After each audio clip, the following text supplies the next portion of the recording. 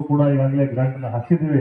ಏನು ಆಸ್ಪತ್ರೆ ಪ್ರಾಥಮಿಕ ಆರೋಗ್ಯ ಕೇಂದ್ರ ಮುಂದೆ ಇರುವಂತಹ ಆಸ್ಪತ್ರೆ ಮುಂದುಗಡೆ ಇರತಕ್ಕಂಥ ರಸ್ತೆ ಕೂಡ ಈಗಾಗಲೇ ಮುಂದಿನ ದಿನಮಾನ ಅತಿ ಶೀಘ್ರದಲ್ಲಿ ಪೂಜೆಯನ್ನ ಮಾಡೋಣ. ಜೊತೆಗೆ ಬೀರಲಿಂಗೇಶ್ವರ ದೇವಸ್ಥಾನದ ಒಂದು ಸಮುದಾಯ ಭವನ ಇಲ್ಲಿ ಸಿದ್ದಾರೂಢ ಮಠದಲ್ಲಿ ನಮ್ಮ ಸನ್ಮುಖ ಹೇಳಿ ಈ ಎಲ್ಲಾ ಜನ ಅವ್ರನ್ನ ಎಲ್ಲ ಈ ಮಠಕ್ಕೆ ಎಲ್ಲಾ ಜನ ಬರ್ತಾರೆ. ಇಲ್ಲೊಂದು ಸಮುದಾಯ ಒಂದು ಕನ್ನಡ ಮಂಟಪ ಕಟ್ಟಿಸ್ಕೊಟ್ರೆ ಬಡವರಿಗೆ ಬಹಳ ಅನುಕೂಲ ಆಗ್ತದೆ ಅಂತ ಹೇಳಿದಾರೆ.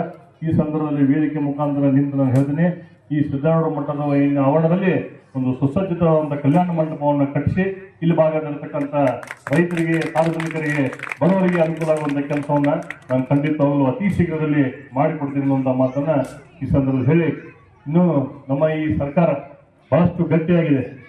ಇವತ್ತು ನಮ್ಮ ನಿಮ್ಮೆಲ್ಲರ ನೆಚ್ಚಿನ ಮುಖ್ಯಮಂತ್ರಿ ಸನ್ಮಾನ್ಯ ಸಿದ್ದರಾಮಯ್ಯನವರಿಗೆ ಬಹಳಷ್ಟು ವಿರೋಧ ಪಕ್ಷದವರು ಬಹಳಷ್ಟು ಕಂಟಕಾನಂತರ ಪ್ರಯತ್ನ ಮಾಡ್ತಾ ಇದ್ದಾರೆ. ಆದರೆ ಈ ಸಂದರ್ಭದಲ್ಲಿ ಈ ವೇದಿಕೆ ಮುಖಾಂತರ ಹೇಳ್ತೀನಿ, ಯಾರು ಏನ್ ಜಗ್ಲಿ ಬಗ್ಲಿ ನಮ್ಮ ಸಿದ್ದರಾಮಣ್ಣ ಯಾವತ್ತೂ ಕೆಳಗೆ ಇಳಿಯಂಗಿಲ್ಲ. ಅವ್ರು ಇರುವ ಮಠ ಅವರೇ ಮುಖ್ಯಮಂತ್ರಿ ಅನ್ನುವಂಥ ಮಾತನ್ನ ಈ ಸಂದರ್ಭ ಹೇಳಿ, ಅವರ ಹಿಂದೆ ಸುಮಾರು 136 ಜನ ಶಾಸಕರು ಅವ್ರ ಹಿಂದೆ ಇದ್ದಾರೆ. ನಮ್ಮ ಈ ಸರ್ಕಾರದ ಎಲ್ಲ ಮಂತ್ರಿಗಳು, ಶಾಸಕರು ಸಿದ್ದರಾಮಯ್ಯನವರ ಮೇಲೆ ಅಪಾರ ಗೌರವವಿದೆ. ಈ ಸರ್ಕಾರ ಗಟ್ಟಿಯಾಗಿ ಉಳಿದಿದೆ, ಯಾರು ಆತಂಕ ಪಡುವ ಅವಶ್ಯಕತೆ ಇಲ್ಲ ಅನ್ನುವಂಥ ಮಾತನ್ನ ಈ ಸಂದರ್ಭದಲ್ಲಿ ನಾನು ಹೇಳಕ್ಕೆ ಇಷ್ಟಪಡ್ತೇನೆ.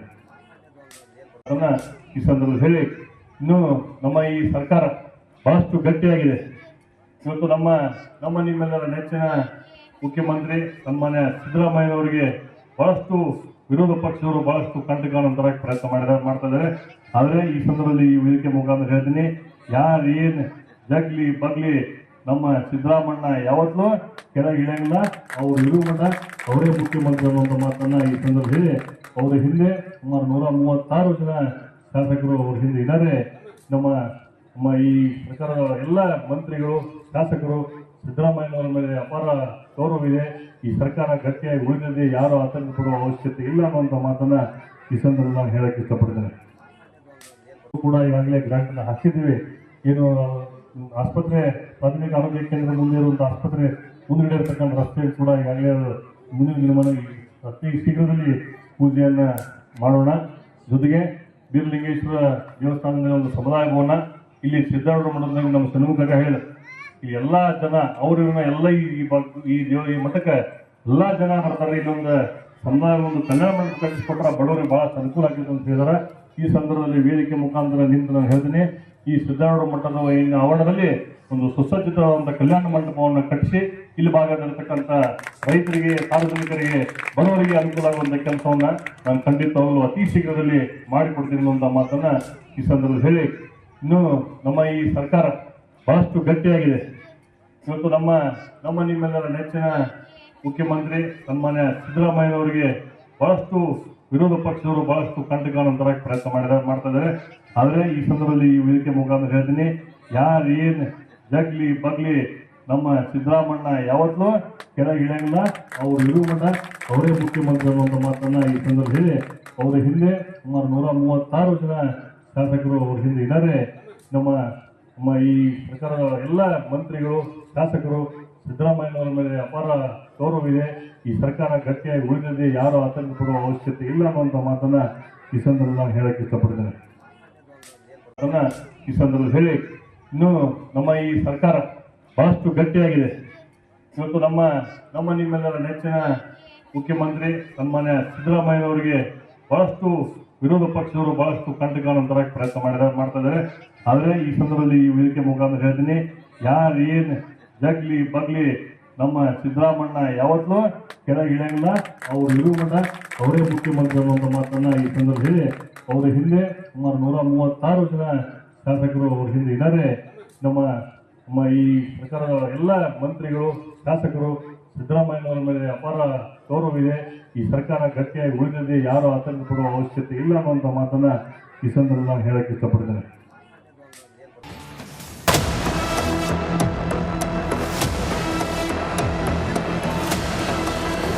ರಾಜ್ಯ ಕಾಂಗ್ರೆಸ್ನಲ್ಲಿ ಗದ್ದುಗೆ ಗುದ್ದಾಟ ಜೋರಾಗಿದ್ದು, ಸಿದ್ದು ಆಪ್ತರ ಸಿಎಂ ಸೀಟ್ ಮೇಲೆ ಕಣ್ಣಿಟ್ಟಿದ್ದಾರೆ. ಬಹಿರಂಗವಾಗಿ ಕೈ ನಾಯಕರು ಸಿದ್ದು ಕುರ್ಚಿ ಮೇಲೆ ಟವಲ್ ಹಾಕಿದ್ದಾರೆ. ನಾ ಮುಂದು ತಾ ಮುಂದು ಅಂತ ಸಿಎಂ ರೇಸ್ನಲ್ಲಿ ನಿಂತಿದ್ದಾರೆ. ಇದೀಗ ಈ ಫೈಟ್ ಮತ್ತೊಂದು ಮಜಲನ್ನ ಪಡೆದಿದೆ. ಮುಂದಿನ ಸಿಎಂ ಸತೀಶ್ ಜಾರಕಿಹೊಳಿ ಅಭಿಮಾನಿಗಳ ಕ್ಯಾಂಪೇನ್. ಸಿಎಂ ಹುದ್ದೆ ಖಾಲಿಯಾದರೆ ಸತೀಶ್ ಜಾರಕಿಹೊಳಿಯೇ ಆಗಲಿ ಅಂತ ಬೆಳಗಾವಿಯಲ್ಲಿ ಅಭಿಯಾನ ನಡೀತಾ ಇದೆ. ಖುದ್ದು ಸತೀಶ್ ಜಾರಕಿಹೊಳಿ ಫ್ಯಾನ್ಸ್ ಪತ್ರಿಕೆ ಸಾಮಾಜಿಕ ಜಾಲತಾಣದಲ್ಲಿ ಕ್ಯಾಂಪೇನ್ ಅನ್ನ ಶುರು ಮಾಡಿದ್ದಾರೆ. ಈ ಬಗ್ಗೆ ರಿಯಾಕ್ಟ್ ಮಾಡಿದ ಸಚಿವ ಸತೀಶ್ ಜಾರಕಿಹೊಳಿ 2028ಕ್ಕೆ ಸಿಎಂ ಆಗುವ ತಯಾರಿಯನ್ನ ಮಾಡ್ತೇವೆ ಎಂದಿದ್ದಾರೆ. ಪರೋಕ್ಷವಾಗಿ ಸಿದ್ದರಾಮಯ್ಯ ಬಿಟ್ರೆ ನಾನೇ ಮುಂದಿನ ಸಿಎಂ ಅನ್ನೋ ಸುಳಿವನ್ನ ಕೊಟ್ಟಿದ್ದಾರೆ. ಅದು ಅವಾಗ ಕಾಯ್ತೇವೆ, ಇಲ್ಲ ನೋಡೋಣ. 28ರಲ್ಲಿ ನಮ್ಮದು ಪ್ಲ್ಯಾನ್ ಇದೆ, ಅಲ್ಲಿಗೆ ಅವಾಗ ನೋಡೋಣ. ಸೊ ಇವಾಗಂತೂ ಚರ್ಚೆ ಅನವಶ್ಯಕ, ಸಾಕಷ್ಟು ಸರಿ ಹೇಳಿದ್ವಿ. ಈಗ ಅದು ಪ್ರಶ್ನೆ ಬರ್ತಲ್ಲ, ಅದು ಸಿ ಎಂ ಕುರ್ಚಿ ಚರ್ಚೆ ಬಗ್ಗೆ. ಮುಂದೊಂದು ದಿನ ನಾನು ಸಿಎಂ ಆಗ್ತೇನೆ,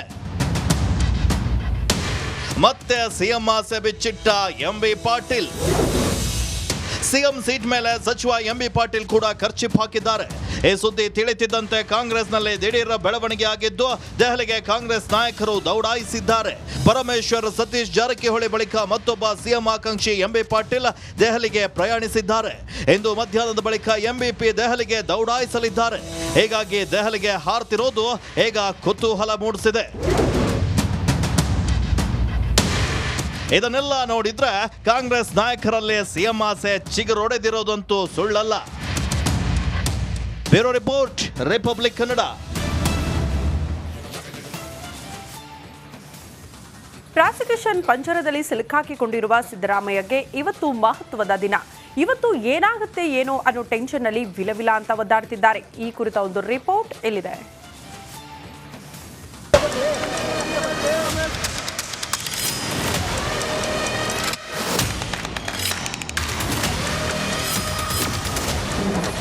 ಪ್ರಾಸಿಕ್ಯೂಷನ್ ಪಂಜರದಲ್ಲಿ ಸಿದ್ದರಾಮಯ್ಯ. ಜಡ್ಜ್ಮೆಂಟ್ ಡೇಗಾಗಿ ಮುಖ್ಯಮಂತ್ರಿ ವಿಲ. ಮೂಡ ಹಗರಣ ರಾಜ್ಯಾದ್ಯಂತ ಸದ್ದು ಮಾಡಿ ಕೋಲಾಹಲವನ್ನ ಎಬ್ಬಿಸಿದೆ. ಕಳೆದೆರಡು ತಿಂಗಳಿಂದ ಸಿದ್ದರಾಮಯ್ಯರಿಗೆ ಮೂಡ್ ಆಫ್ ಆಗಿದೆ. ಸಿಎಂ ಸಿದ್ದರಾಮಯ್ಯ ವಿರುದ್ಧ ರಾಜ್ಯಪಾಲರು ಪ್ರಾಸಿಕ್ಯೂಷನ್ಗೆ ಅನುಮತಿ ನೀಡಿದ್ದಾಗಿನಿಂದ ಸಿದ್ದರಾಮಯ್ಯ ಸೈಲೆಂಟ್ ಆಗಿದ್ದು ಇವತ್ತು ನಿರ್ಣಾಯಕ ದಿನವಾಗಲಿದೆ.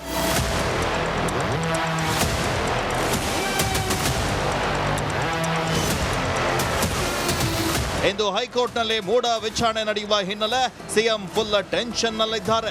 ಏನಾಗುತ್ತೋ ಅನ್ನೋ ಟೆನ್ಷನ್ ನಲ್ಲೇ ಪೂರ್ತಿ ದಿನವನ್ನ ಕಾಯ್ದಿರಿಸಿಕೊಂಡಿದ್ದಾರೆ. ನಾಳೆ ಯಾವುದೇ ಕಾರ್ಯಕ್ರಮವನ್ನ ಹಾಕಿಕೊಳ್ಳದೆ ಪೂರ್ತಿ ದಿನ ರಿಸರ್ವ್ ಮಾಡಿದ್ದಾರೆ. ಈ ವೇಳೆ ಕೋರ್ಟ್ ವಾದ ಪ್ರತಿವಾದವನ್ನ ಆನ್ಲೈನ್ ಮೂಲಕ ಸಿಎಂ ಆಲಿಸಲಿದ್ದಾರೆ. ಕೋರ್ಟ್ನಲ್ಲಿ ಪ್ರಾಸಿಕ್ಯೂಷನ್